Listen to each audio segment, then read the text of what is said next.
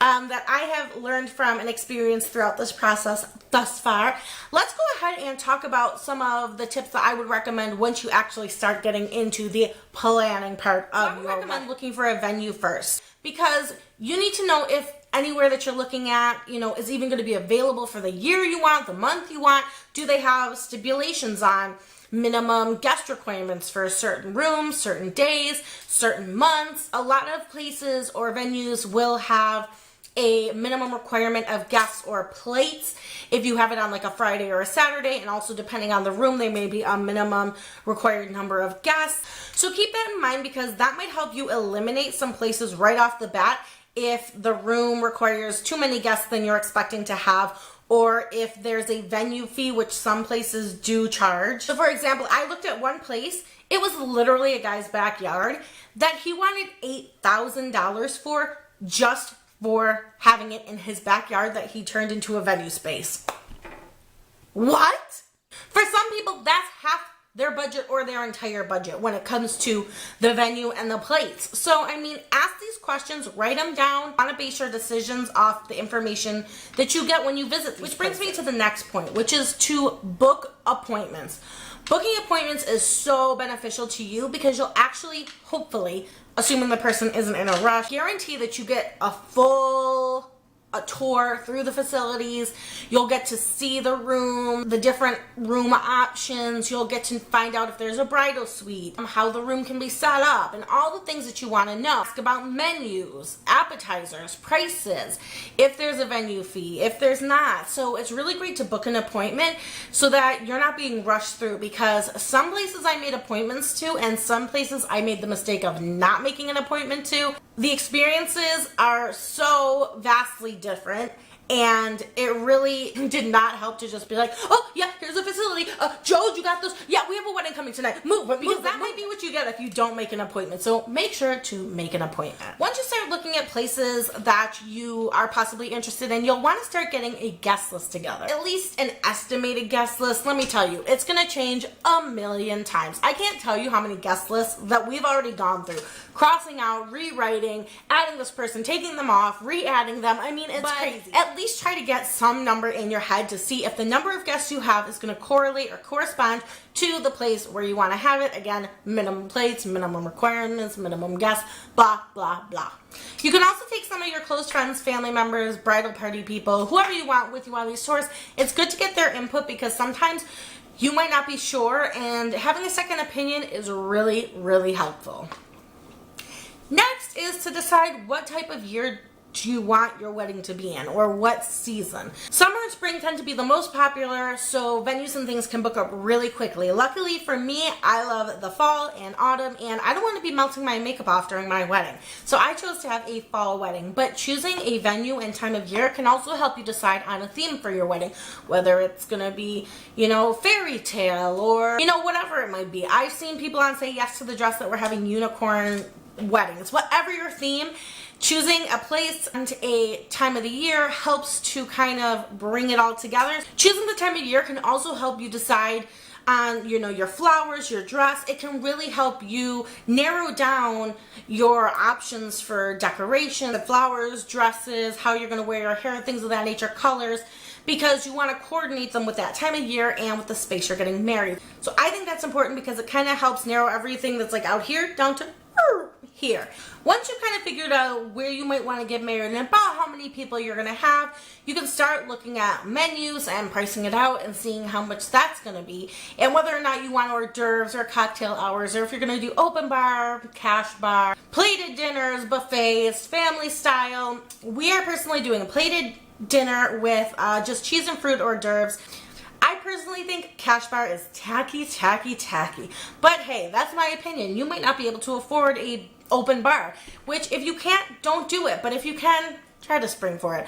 The things that people will remember most about your wedding are if the food was good, if the drinks were good, and if the music was good. Luckily for me, I don't have to look for a DJ. There is a house DJ at our venue that we are required to use. If not, though, you're probably going to want to look at music, because DJs, especially if it's a local area, are probably going to book up, or sound system people, whatever, quickly, especially if you're planning for the next year.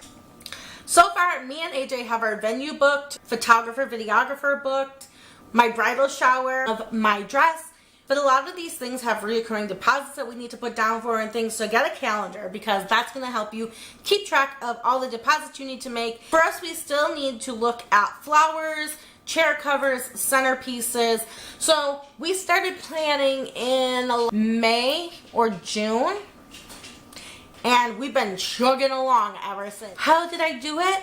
Well, ladies and gentlemen, we're going to go back to the book.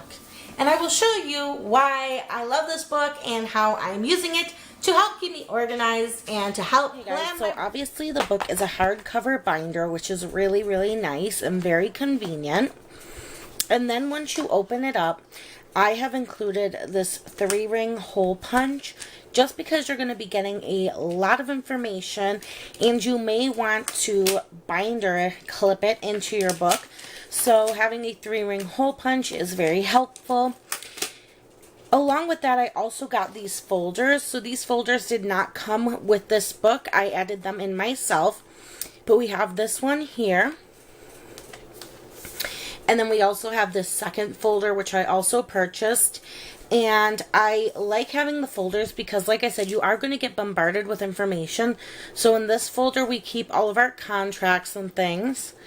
And then in the purple folder, we keep all of the information that we're still collecting and going through.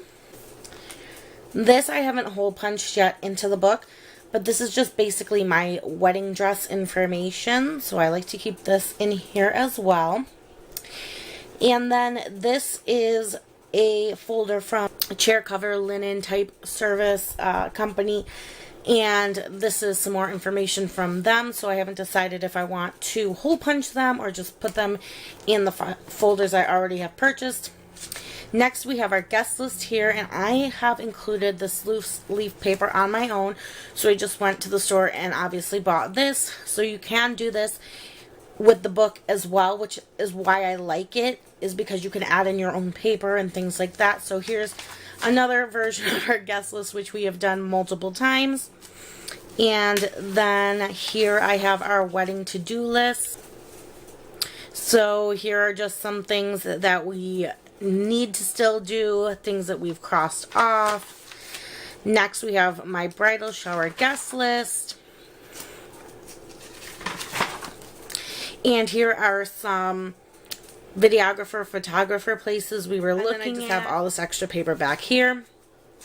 So when you first get this book, it will open up like this if you don't add any paper or anything. And so on the first page, it basically will just show you how to use the binder.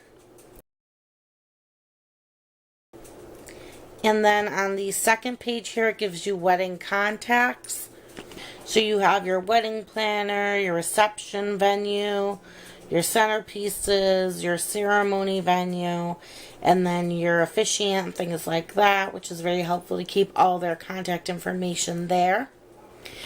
This book also has lots and lots of tabs, as you can see along the side here. So your first tab is going to be the inspiration tab, and it includes this wonderful little color chart. I love this. These are actually cardboard or like poster paper type. They're a thicker paper. And they're perforated. As you can see, I've ripped some out. And then you can kind of put colors together, see what you like, see what you don't like. It helps you choose your colors if you haven't already decided on that. When you flip the page over, it gives you this really helpful chart that basically shows you what the color pairs best with. So it'll give you the number of the color, the name, for example, that sky, number 26. And then it tells you that that particular color pairs well with 7, 13, 41, and 56. So that's very helpful if you don't know how to coordinate colors or how to pick your colors. So again, it just gives you some inspiration top tips. And then it kind of gives you this little inspiration area where you can pin pictures and things that inspire your wedding style. So your next tab is the timeline and budget tab. And it basically tells you how to get started on planning your wedding and budgeting. Such as making a statement, picking your battles, studying up, getting things in writing, considering a wedding planner, and all kinds of great tips. Next, my favorite part is this wedding planning timeline. So it basically tells you when you need to have things done, such as 12 plus months before the wedding, 9 to 11 months before the wedding. It gives you this little spot where you can say for your specific wedding what 6 to 8 months before would be for you. Next we have the wedding budget and the top wedding budget tips.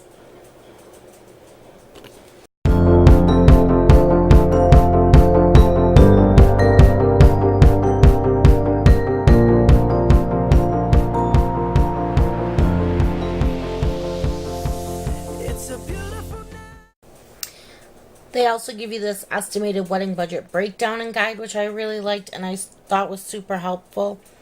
And it includes this little chart here, which kind of gives you the big picture, and it tells you kind of the percentages that you should be paying of your wedding budget for all of the certain things that you are doing, such as decor and flowers, reception, music, etc. Another one of my favorite tabs is the guest list and invitation section. So like I said, we have made several versions of our guest list, and this kind of helps you decide who makes the cut. So some of them, for example, are creating 2 lists, creating criteria for who might get cut, minding your budget, establishing quotas early, curbing the guilt. So then it's got this who should make the cut chart, which I think is really funny, but also really helpful. And if you can see the 2 people at the top, one represents family, the other represents friends. And you kind of like follow the chart as you answer the questions. So it's kind of like one of those yes-no charts. So for example, if you were going to decide on a family member, they ask you, is it immediate or is it an extended family member? If it's an immediate family, they say yes, invite them. But if it's an extended family member, then they ask you, have you ever met them? And if it's yes, you can put them on your B list. If it's no, they don't make the cut. So I think that's actually really helpful. They also have this great section here that says questions to ask your stationery designer. If you're going with a stationery designer and not just say, a box of invitations from like Michael's or Hobby Lobby or any of those types of places. They give you a great list of questions that you can ask your stationery designer. AJ and I have not decided yet on what we are going to do for our invitations, but we need to send our save the dates out soon, so we have to think about that. And then it kind of gives you your stationery contact sheet. Next here you have your venues and menus. They give you your reception venue tips. They give you a sample seating chart in here as well. An accessories tab.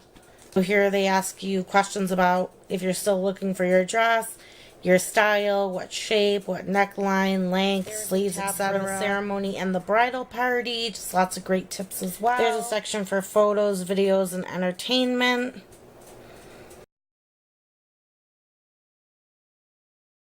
They also have flowers. So again, questions to ask the floral designers, a floral contacts cheat sheet.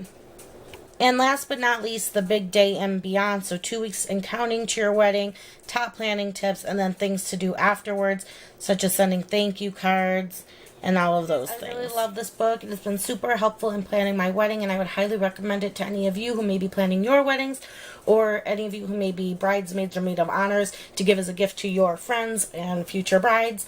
So I hope you have enjoyed this video. Stay tuned for more planning my wedding videos, and we'll see you all in the next one. Bye guys!